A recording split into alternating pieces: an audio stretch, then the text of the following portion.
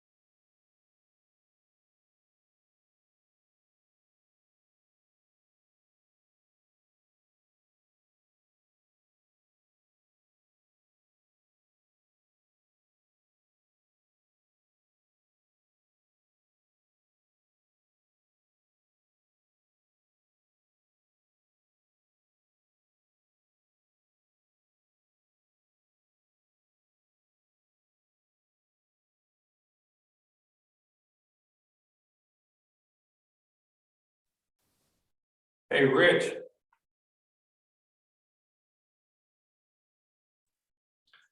Don't disturb me. I'm still trying to make notes here. Yes, go ahead, Craig. I was wondering if little JJ came in the mail yet. No, he hasn't. I'll have to see where he's held up at.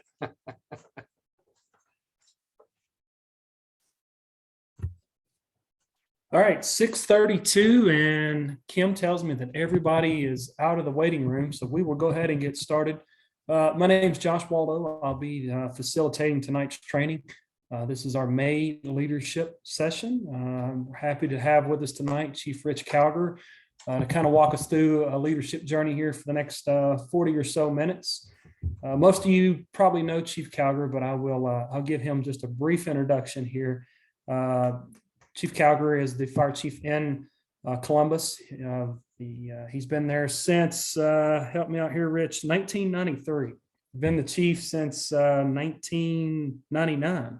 If I think I got that right, I'm trying to skim the bio here. Aside from being the chief, Chief Cowger is the chair of the Stillwater County LEPC. He is a deputy fire warden. He's the chair of the Montana State Fire Chiefs Association, something he's done for 11 years now. He does a lot of great work for us at the state level, if you're not aware of it. He's on our state wildland committee. He's on the Eastern Montana Zone Board, is the vice chair of the Northern Rockies Coordinating Group, and is a member of the State 911 Committee. He's also an adjunct member of the International Association of Fire Chiefs Wildland Fire Policy Committee, and he's the vice chair of the Volunteer and Combination Officers section of the IFC, also known as VCOS. So very active, not just in our state, but at the national level. And we're happy to have him here with us tonight to walk us through a little talk for the next few minutes. I do want to make sure everybody knows this is recorded. So if for some reason you missed it tonight, you want to share this with your friends, this will be up on the website, the State Fire Chiefs website, probably within the next 48 hours. So if you want to rewatch it, share it with your department. We'll have that information up there. And then as we go through the session tonight, it's very interactive. I know that's what Chief Cowger wants. So feel free to raise your hand, throw things in the chat. I'll try to help Chief Cowger monitor those. We want to make sure we get your questions answered, but most importantly, we want to have a great conversation. So with that, Chief Cowger, I will turn it over to you, sir. Thanks, Josh. I appreciate it. And to start off with a little selfish plug here.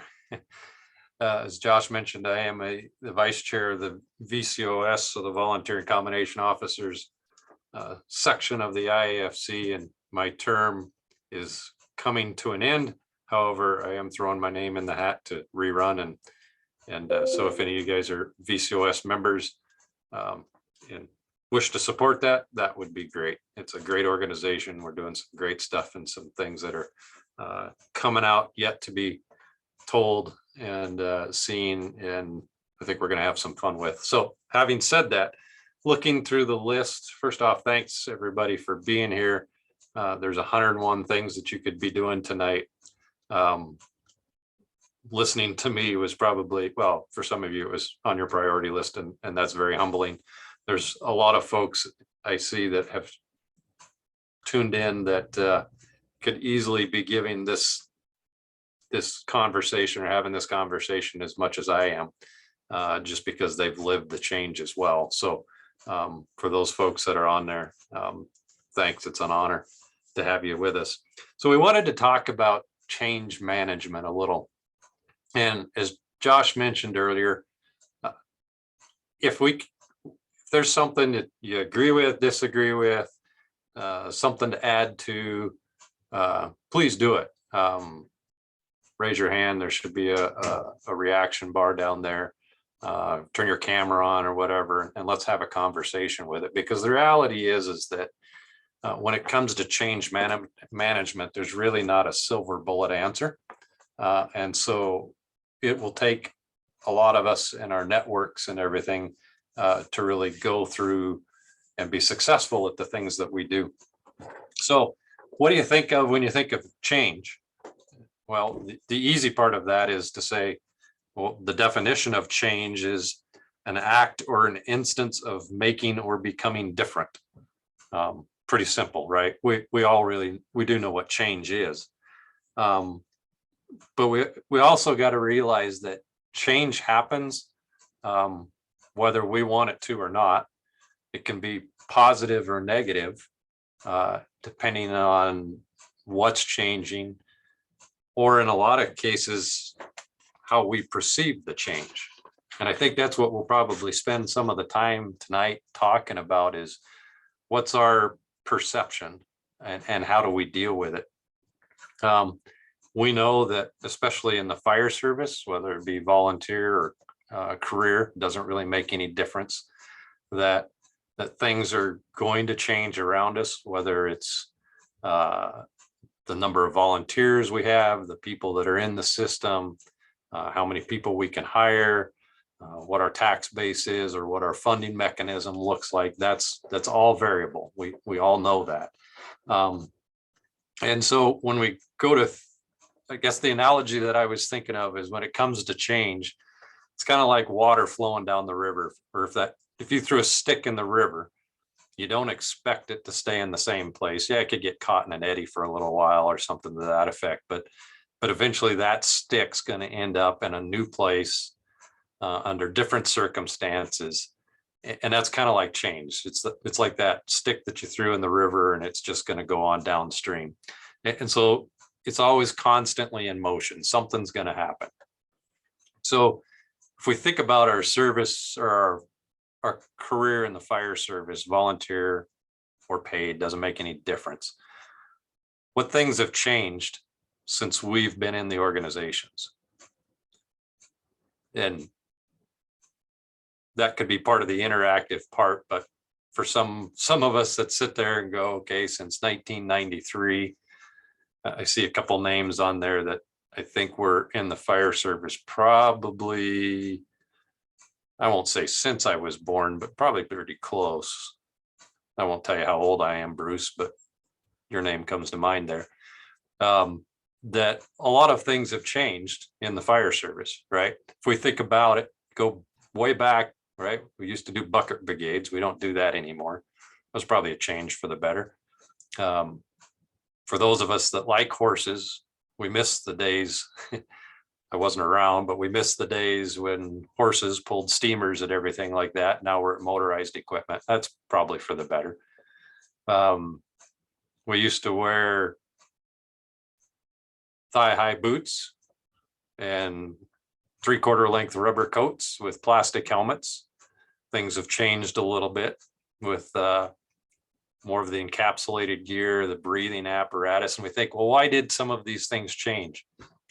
What was the driving force behind some of that? Well, obviously BAs were for for our health and our well-being, for protection of our airway. In better gear was to keep us from getting burned, kind of stuff and everything. But what else has changed in the fire service since we've been in our careers? One of those other things that might come to mind would be, how about the attitude towards what we do, or the job performance, or the expectations of the public for what we do? You could look at that and go, is there really any difference today between the expectation of our tax-paying public, of our career department, a volunteer? My guess is to say no. Chicago Fire, Rescue Me, whatever the shows are that are out there, all paint the same picture, right? So for the general public, when they see us doing our thing, there's no difference. And so has that changed? Are the burdens of this change impacting us positive or negatively? So just some things to think about. And I kind of mentioned it. Are the changes that we see, are they for good, or try that again. Are they for the good, or are they deemed bad?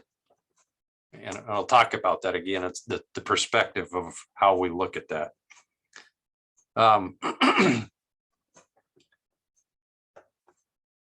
That's where I wish the part was more interactive, because I can see people's faces, but I can't see exactly what they're thinking.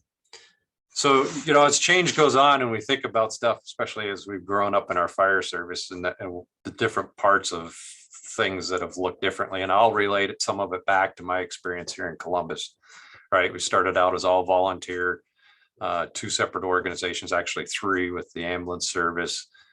Today we're a combination system and everything. I like to think that all of that has been a positive change as we've gone along, but have there been those times as a fire service leader that some of that change seemed to be a struggle, almost at times a burden, almost at times something that we didn't want to carry on, or that we thought is something that was negatively impacting it? And we know there is definitely negative things out there that impact us, and we have to deal with those, right? But again, go back to the stick in the water kind of thing. Change is coming. It has come, it's coming even more, and it's inevitable. So the biggest thing is truly, how do we deal with it? How do we manage it, knowing that it's always going to be there regardless? As I was thinking about this, and thinking about change and bad experiences that I had, or in my mind, what was it that made the bad experience? And if you think about different things in your careers, and I say it that way because as far as I'm concerned, whether you're a volunteer or paid firefighter, it's a career. Most of us stick into it for quite a long period of time. So what was it that made that change bad, if it went bad? Was it something that was designed to be intentionally bad? What we'd venture to say is probably very few things out there were actually truly designed to turn out bad. If they did, there was definitely a motive and a destination behind someone designing something that turned out bad. Was it maybe just something that wasn't thought through quite enough? So maybe the change failed because of lack of planning, or could it have been just that at the end of the day, the change that came along isn't what we were used to? I can't speak for everybody else, but I think it's probably somewhat of a generality to say that most people are creatures of habit. I'll probably tell you something about me that you really could care less to know, but I will tell you that when I wash my hands in a public bathroom and I go to the paper towel holder, every time, at least 3 of those things are coming out. Don't ask me why, never have figured it out, but every time I am using 3 pieces of paper towel to dry my hands off. And it really bothers me when there's not 3 available. Or when that little machine only pukes out little pieces about that long, that's not adequate to do anything. So having said that, is it just something that we're not used to? We're creatures of habit. We develop routines. And those are what we're getting used to. So change, right, alters that way of doing things for us. So we don't know how to react. So is that what the change is all about? How many of us have said or came up through the systems as we know them? And if somebody asked us why we did something within the organization, or life for that matter, but particularly the fire service organization, if somebody asked us, why do you do it that way? What would our answer typically be? Most generally, it'd be because we've always done it that way. And so that tends to lead down to that pattern of thinking, again, we're creatures of habit. It alters our normal way of doing something, and our normal way is just simply because we've always done it that way. Does that make it right or wrong? Not necessarily, but that's the process, and that's the mindset that we get into. I think anybody could kind of quote the old adage that there's 2 things that firefighters don't like: the way they are, the way things are, and change. And that statement really reveals a lot, because to think about change and how we manage that, if people are comfortable doing things the way they've always done it, but yet they don't like it, what's that imply? Sometimes it implies managing that change means work. And again, that's not disrespectful to anybody, but the other thing that goes along with change is the unknown of what the end result of that change may look like. And for a lot of us, that unknown is what makes people really uncomfortable about adapting to change. So it kind of gets us to the point of saying then, so how do we manage change? Again, we've established it happens all the time. It's going to be constant. There's nothing that's in our world that's really constant. And if we go back to that illustration of the stick going down the river, what do we know about water that doesn't move? It becomes stagnant. It becomes, it gets the mold, the mush, the nasty, whatever kind of in there. So if water's not moving, it becomes stagnant. If we're not willing to change, if we thought about in our systems, in our lives, even our personal lives and everything, if we're not willing to change, we run the risk of becoming stagnant as well. So that adage of saying, well, we've always done it this way, without the ability to look at change, really means that we could become stagnant as organizations, stagnant as fire service leaders, stagnant in our own lives. And that's tough. That's not something that people want to sit back and admit to, right? So we really need to look first off at ourselves, to sit there and go, how do we handle change personally? Well, I told you my story about my 3 paper towels. I think all of us probably have some kind of a routine in our lives or in our work. I can guarantee you every morning I come to my desk, I grab my cup of coffee, I walk out to the kitchen and here at the station, and there's a series of events that I do. Take the lid off, dump the old coffee out, wash the cup, pour the creamer in, pour the coffee on top of the creamer, because that eliminates one step of having to stir it. Oh, and I forgot to mention, I dry the cup out with 1 paper towel. That part of that routine, when I have extra people in the station and they don't make coffee, gets me all out of whack, right? Or if there's no creamer left in the fridge, gets me all out of whack.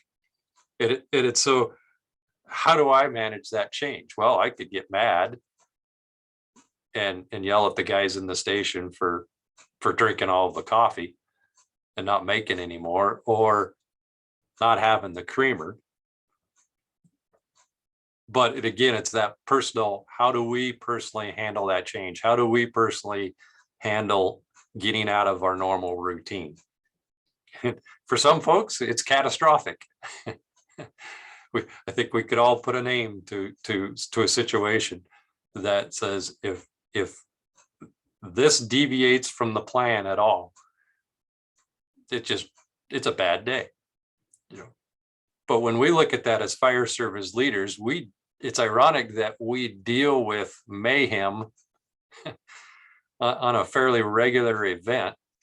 And for the most part, it's our job to bring some calm to chaos. But yet, how do we individually manage change at our level? What perspective do we put on it?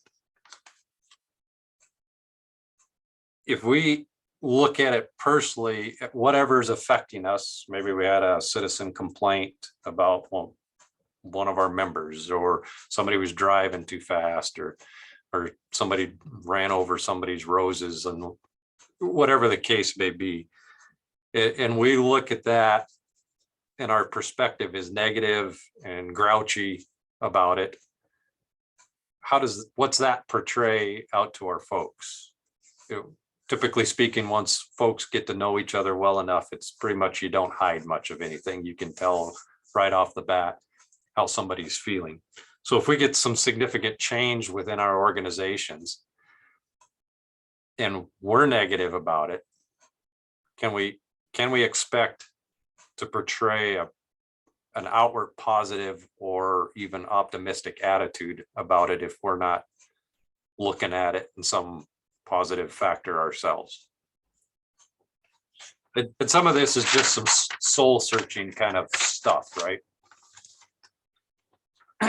And like I said, it's pretty tough to portray an actual,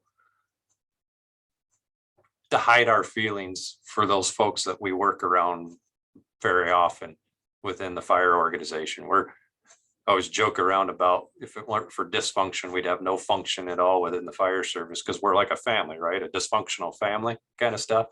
But we get to know each other pretty well. So it's pretty easy to know when Rich Cowger walks in the morning and his cup of coffee routine's disrupted and he's in a bad mood.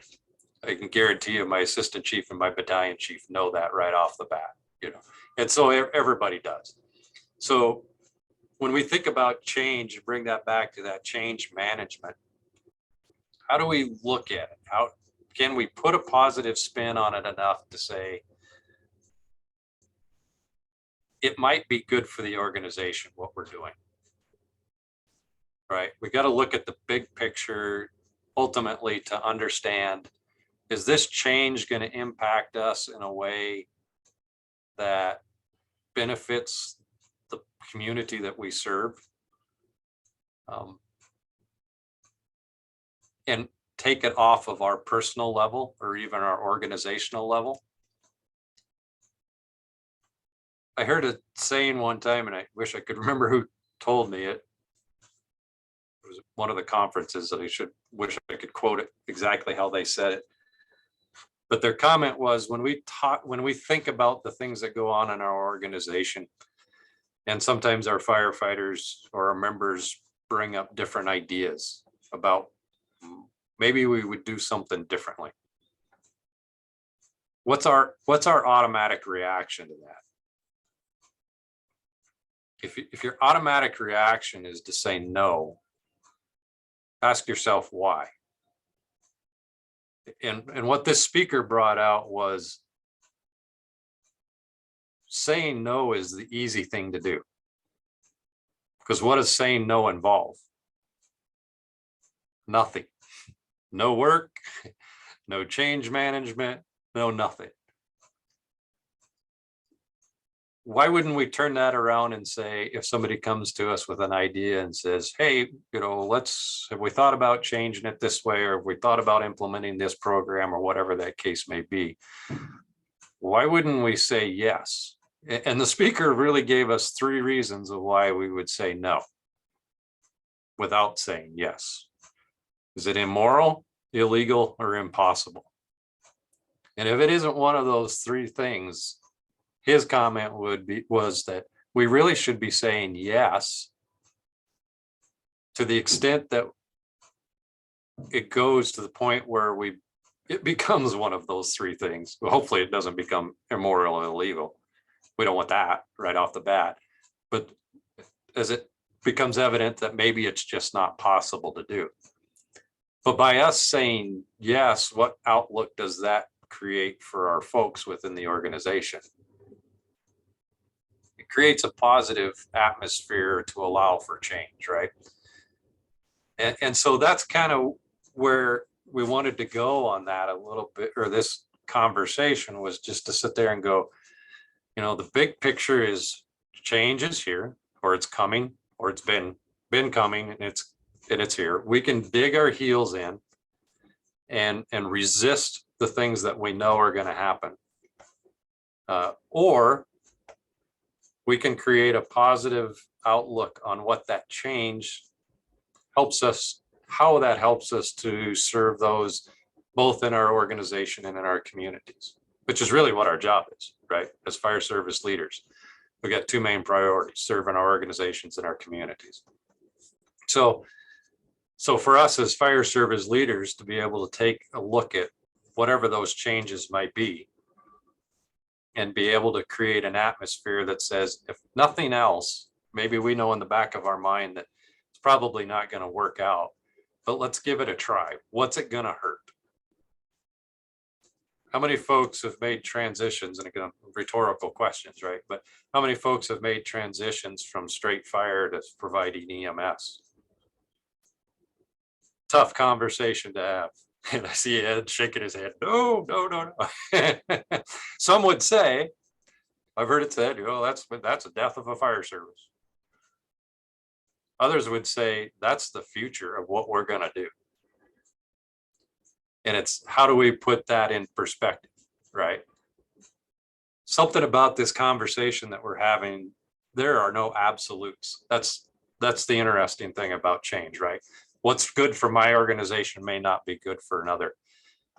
But in order to manage that change, we really have to look internally and go, truly, what's the best for the community that we're going to serve and our organization? And in some cases, it makes no sense, and we'll just pick on fire-based EMS. It makes no sense for fire to join EMS. In other cases, how can we sit there as emergency services organization watching another organization in our own community struggle to survive and say, no, we're not going to do it because we've never done it that way? Was that being proactive regarding change? And that's a big elephant in the room, right? I mean, for a lot of our communities, that can be, I'm surprised I haven't seen a whole bunch of people hang up with having that type of conversation. But that's just one instance, right? What about changing some of our gear? We went to Euro style helmets. I know for most of you, kind of even including myself at the time, it's still somewhat sacrilegious. But the change was, what's the benefit?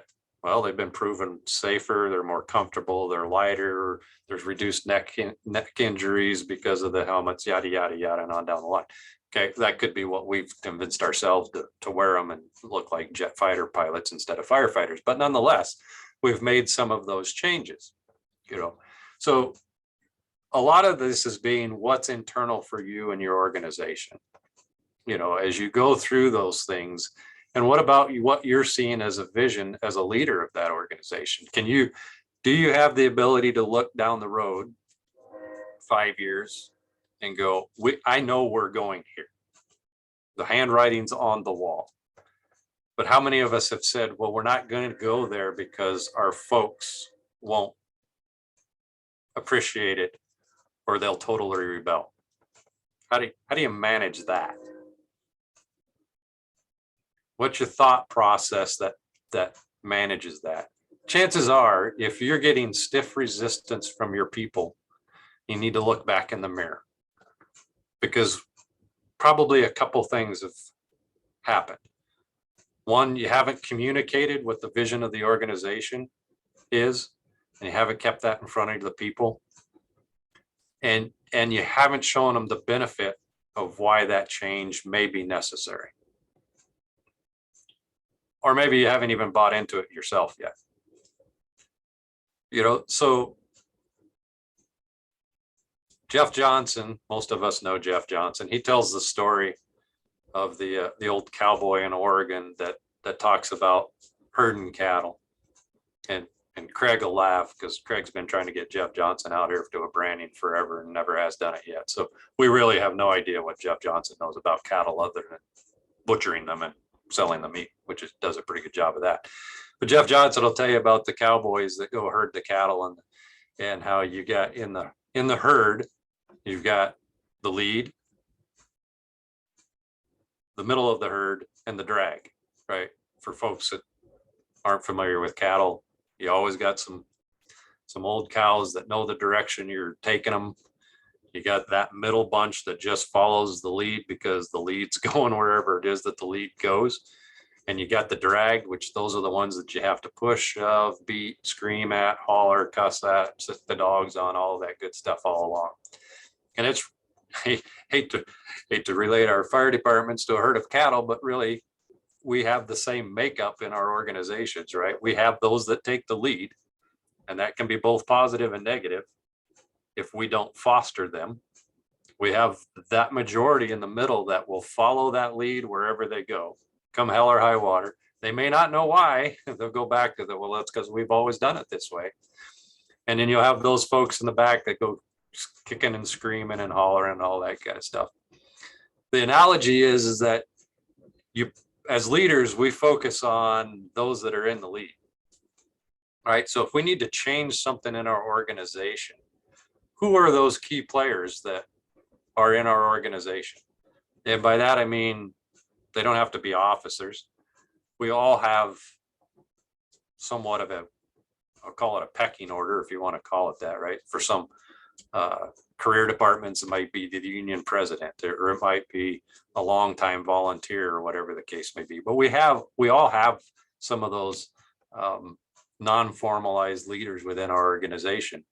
And what is Jeff Johnson, or in that illustration of that cowboy, they said you put your best cowboys on the front end of that thing because they're going to be driving the direction of that organization. So what's that mean?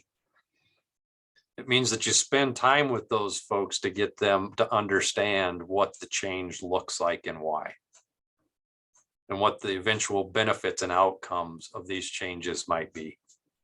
If you spend time dealing with those folks in the lead, what happens? That middle part of the herd just kind of follows them along. You don't have to spend quite so much time explaining everything else to them because you've already influenced those non-formal leaders within the organizations, and you've got the buy-in, right? Now, Jeff's illustration, he'll talk about the drag and how, you're going to spend a lot of time because they're going to go, but they might go, but they're going to be kicking and cussing, and they're going to be trying to veer off and left and right. And those are probably going to be the ones that are trying to cause you problems as you go through this change management. And what are the problems they're going to cause? They're like, well, again, we've never done it this way, or we tried it once before and it never worked out, even though that was 40 years ago. Those are that's where you're going to find those problems with those sort of people. But the funny thing is where's the rest of your group? They've already gone, right? They're following the lead. To finish that illustration, the old cowboy said, and the drag is usually where we eat where we shoot our dinner. So some of those people, as change goes through our organizations, they'll exit out of the system.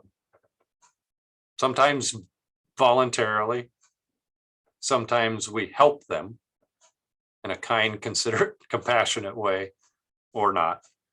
But typically those are the people that at some point they'll either adapt and they'll follow the main herd, or they'll exit out of the system.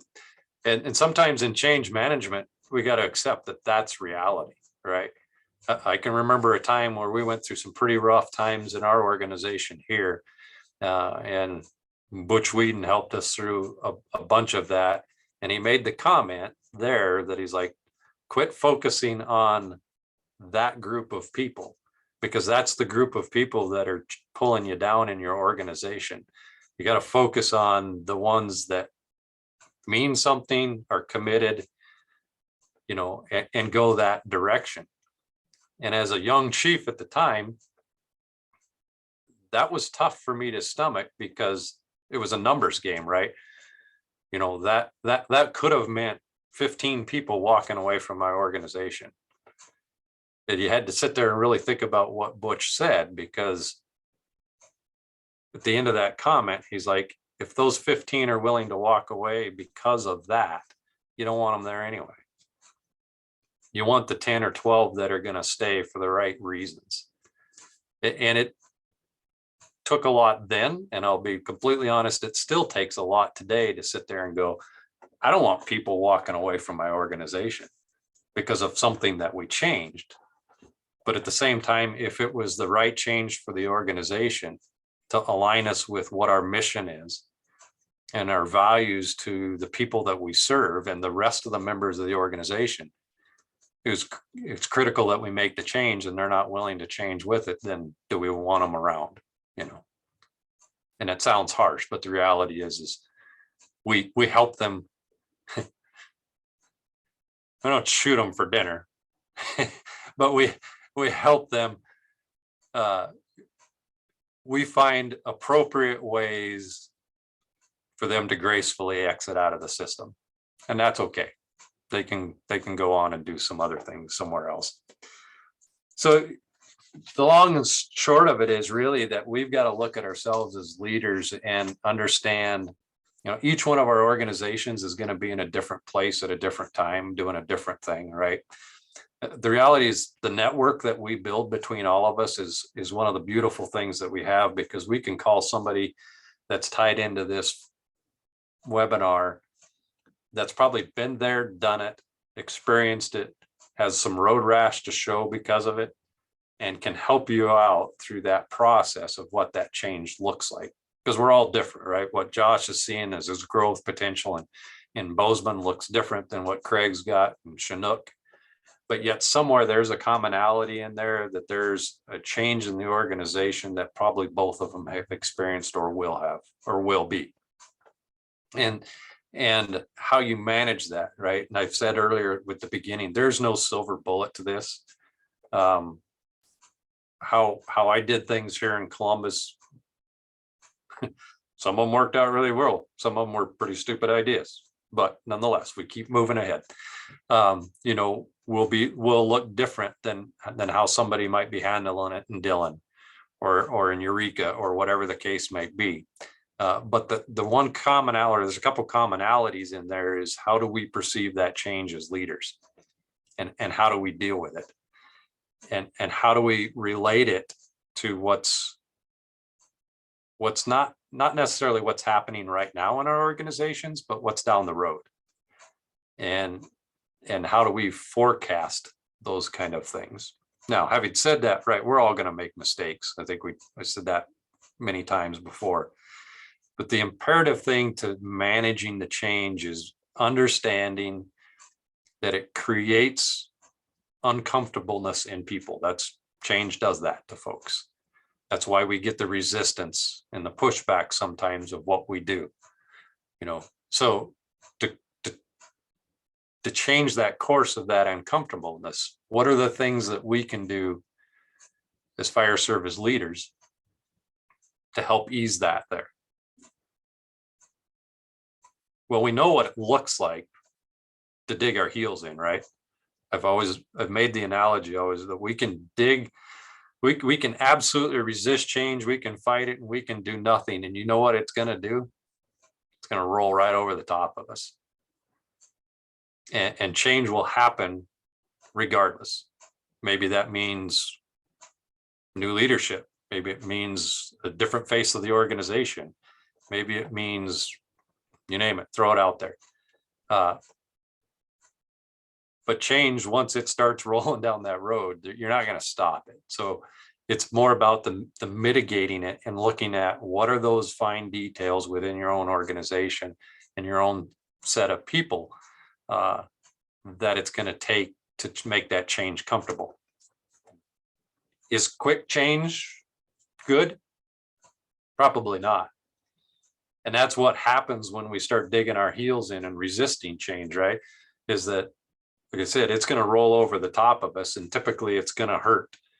And somebody's going to, or some process is going to be there to force that change on us, whether we want to or not. What's an example of that? Well, seatbelts.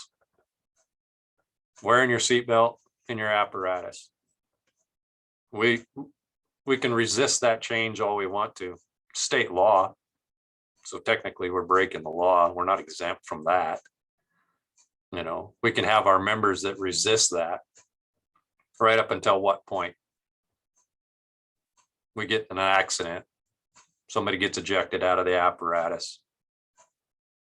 They get seriously hurt or die. You know, what's that issue look like now? Well, someone, probably an attorney, representing a family somewhere or an insurance company, is going to come in and they will alter how you perform from that point forward in your organization. And is that comfortable? No. Versus, how do we impart that same message to our folks that this is, we're family, right? Dysfunctional, but we're still family.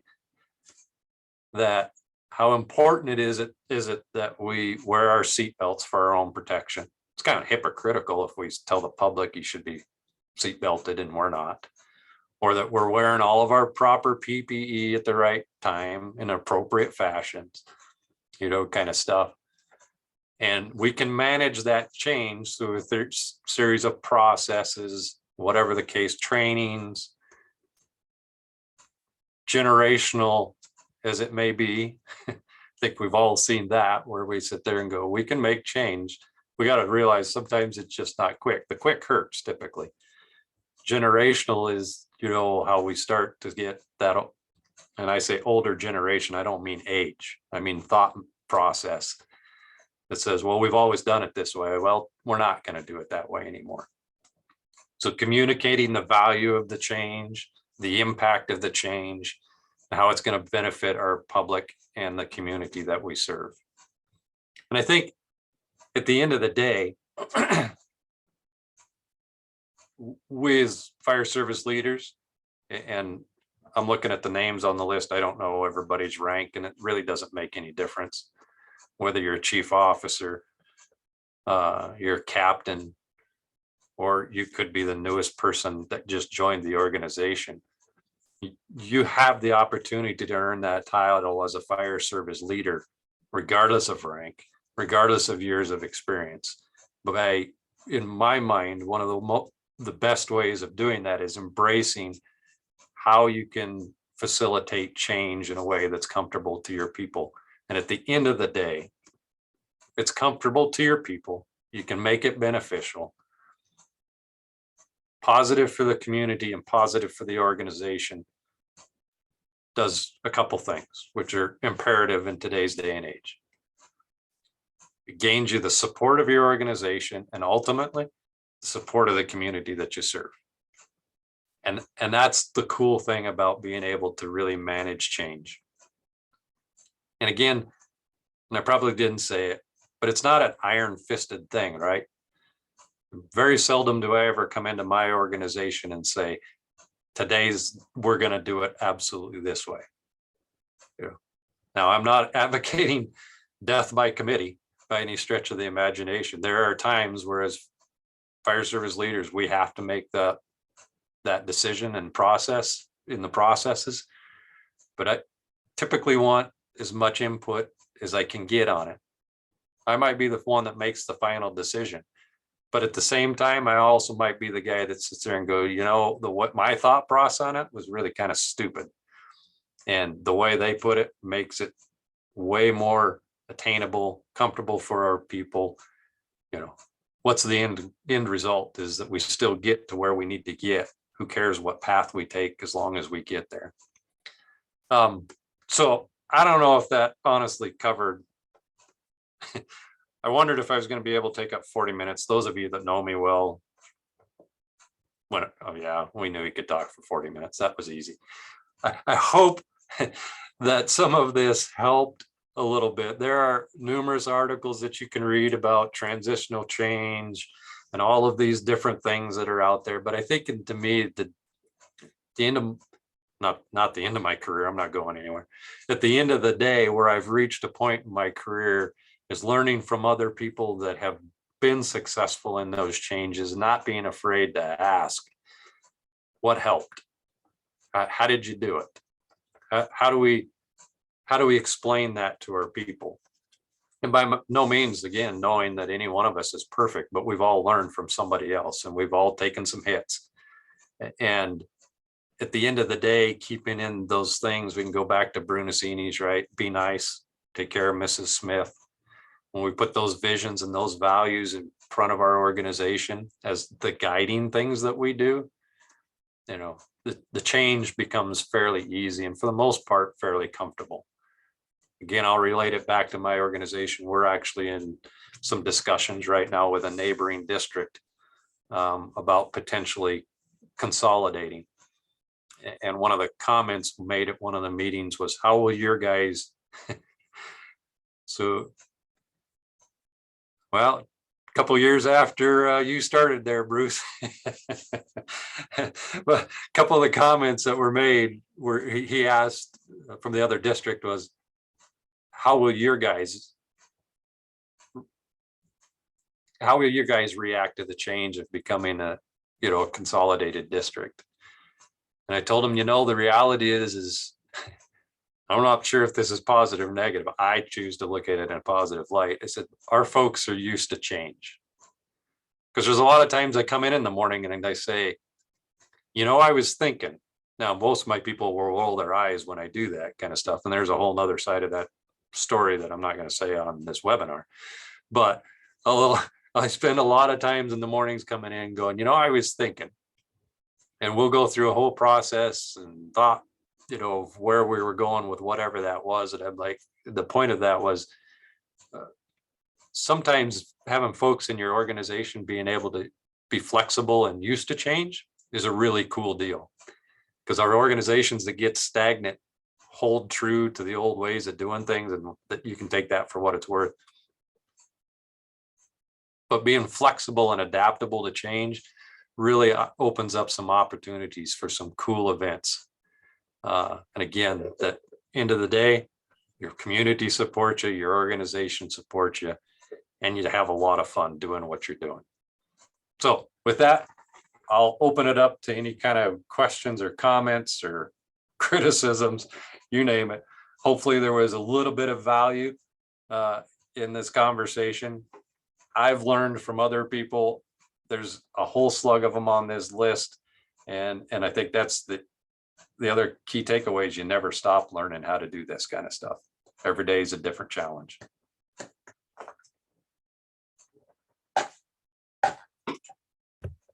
All right. Well, Chief, thank you very much for the words of wisdom tonight here. I will encourage everybody, whether you've got questions, you got a topic you want to just discuss and banter back and forth here, Chief Cowger's thoughts, throw them in the chat. I'm going to get us started, though. I'm going to throw one back at you, Rich, because you said two things that hit home with me. One was, start with yes. I think particularly when we talk about today's generation, if you start with yes, they're more comfortable with coming to you with a question, or knowing that, okay, the Chief's going to start with yes, as opposed to, the iron fist, it's always no. Maybe talk a little bit about the why. When you make a decision, whether it's yes or no, how important do you think it is to give our current generation of firefighters, and I'm not picking on generations here, it's my experience. How important is it to them to explain your decision as to why you made, whether it's they agree with it or not? How important do you think that is? I think it's huge, because it gives them an understanding. If you go back to that old tagline ago, you could sit there and no, we're not going to do it because back in 2001, we tried it once and it didn't work and it was a dismal failure. And so we're not going to do it, and what's their next question going to be? Well, why did it fail? And if you can't answer that with some kind of foundational whatever, you're losing a lot of credibility, right? And inventions are born every day, and initiatives are born every day that sit there and go, it just makes sense that this would be more efficient. And if your automatic answer is no, or you're not willing to try something, that's what our folks see, right?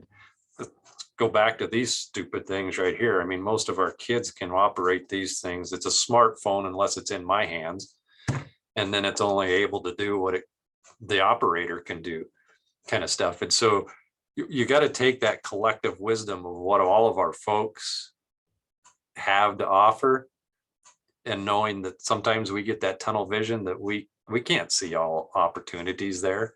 And so if we don't have a great reason to absolutely say no, because it's unsafe, illegal, immoral, or impossible, then why wouldn't we try it?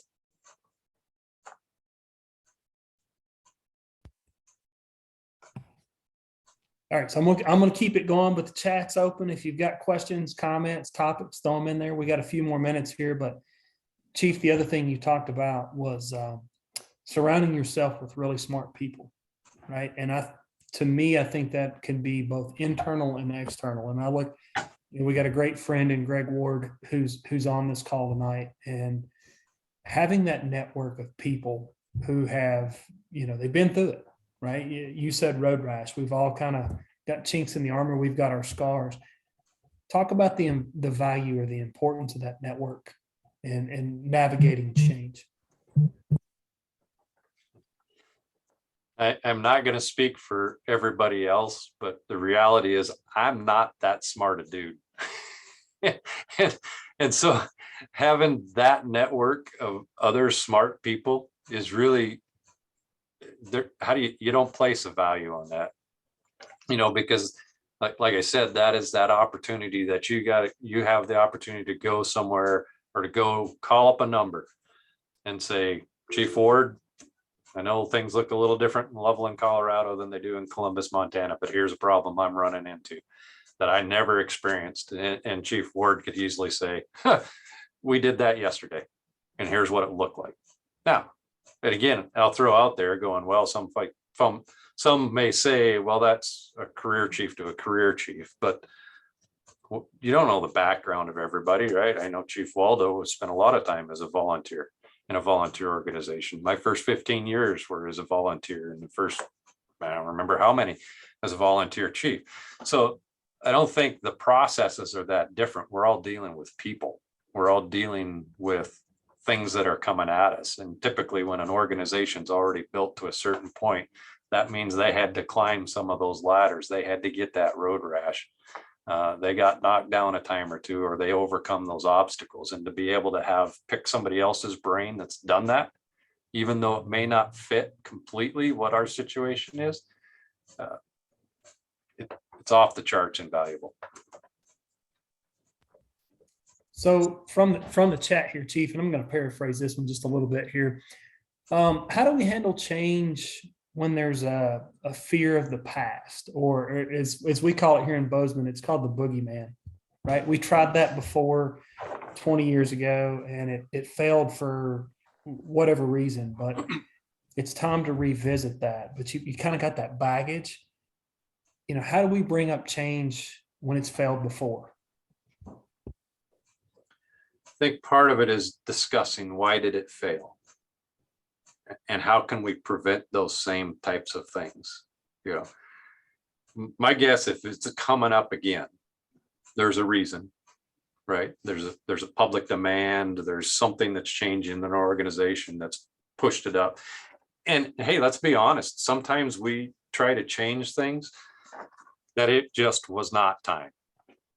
And that's okay. You know, so maybe circumstances has changed, maybe personalities have changed, maybe, you know, political spheres have changed or whatever, you know, so that's part of it, is just to understand what was it that made it fail. And if it was just a bad idea, that happens, right? Maybe we don't go back there, but we probably should spend some time examining it to look at it and going, what was it that exactly made this change fail? Is it necessary? Is it being driven by something? How do we mitigate those things that made it fail before to make it a success this time?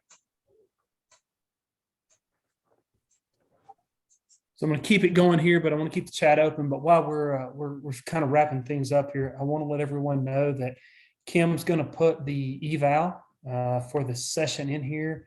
Those are extremely important to us. We want to make sure that we're hitting the mark and that this is, you know, valuable sessions for you. So please complete those. If for some reason you need a certificate for this training, feel free to email Kim directly. She can help you out with that.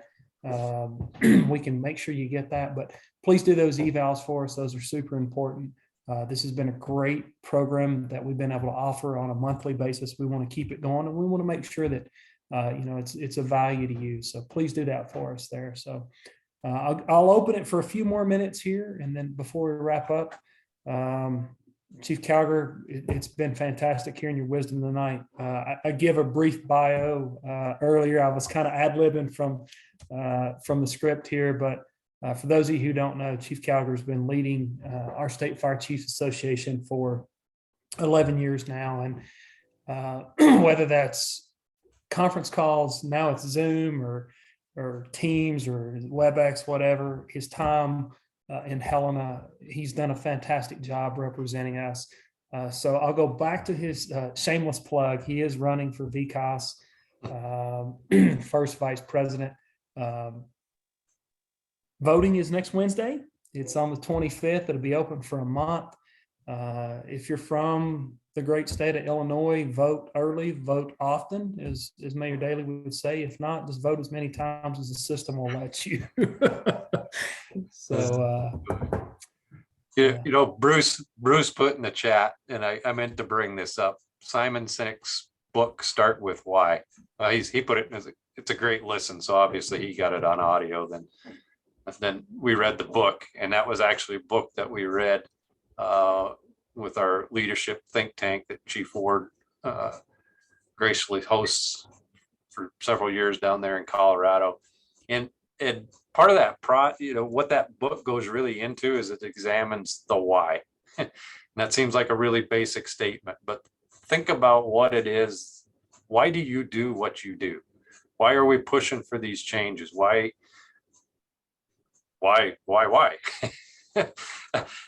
If you haven't had a chance to look at that, that is a fantastic book that really focuses you not on the outward inside of how you do things, but it gets at the meat of why it is that we're doing what it is that we do, and changing that perspective of focusing on why and then worrying about how as you go out. And it really changes the perspective, you know, from a leadership standpoint of sitting there going, that makes total sense. We understand the why, we get our people to understand the why, and then we fill in all the details of the how do we get there.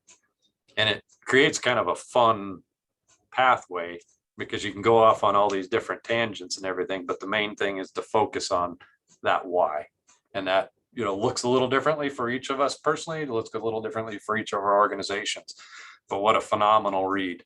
Unfortunately, it doesn't have a lot of pictures in it. There's a few. Some of us are challenged to keep our attention if there's not many pictures, but it's a good book. I encourage you totally to get out there and grab it, take a look at it, listen to it, whatever. So thanks, everybody. I appreciate you taking an hour out of your evening on a Wednesday night. It's a beautiful night out. Again, thanks for listening to me ramble for an hour. yeah, thanks, Chief. It's greatly appreciated. One last pitch here. if you could please complete the evals, that would be fantastic. If you want to rewatch this, share it with your folks. It should be up on the website maybe in the next 48 hours here. And yeah, just stay abreast. Hopefully we'll have one of these lined up for you in June. And again, as Chief Cowger said, thanks for taking an hour out of your evening. I know it's tough, but it's always great to connect. So thanks everyone for tuning in tonight. Kim, I'll give it back to you just before we lose everybody to see if you got anything. But other than that, I'm done. Beautiful. Thank you for giving me just one quick minute. Thank you both. That was just excellent. So this is just so valuable for all of us. Like Chief Waldo said, it will be on the Montana Fire Chief's website. Give us about 48 hours to get that loaded up. Share it with your colleagues. And we can't impress upon you enough how important those evaluations are. I'd really like to hear what you guys would like in the future. They'll help me find some good presentations for you. And then I want to let you know that our next session, it's going to come up real quick. It's going to be May 8th, and it's going to be Chief Joe Page from Whitefish Fire Department. I've put my email address in the chat box. If you want a certificate or have any comments or questions, don't hesitate to reach out to us. And thank you all for joining us. Hey, Have a safe Kim, night. Yes, Kim, please. real quick, you said May the 8th. Oh, June 8th. I would say I know I'm slow, but I feel really slow now. So No, it's no, June the 8th. June Perfect. 8th. Yeah, we've only got a couple weeks in between sessions. All right, fantastic. Thank you, Kim. Thank you. Take care, everyone. Bye.